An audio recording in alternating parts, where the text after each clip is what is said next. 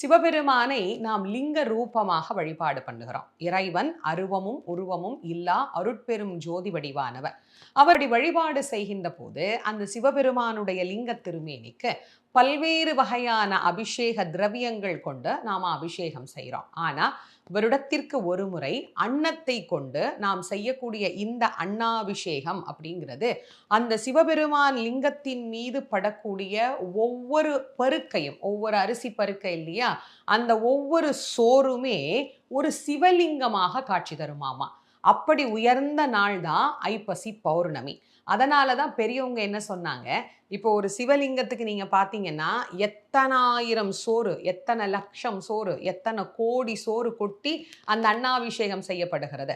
அப்போ ஒரே நேரத்துல அத்தனை கோடான கோடி சிவலிங்கங்களை தரிசனம் செய்த புண்ணியம் அப்படிங்கிறது நமக்கு கிடைக்கும். அப்ப நமக்கு சொர்க்கம் தானே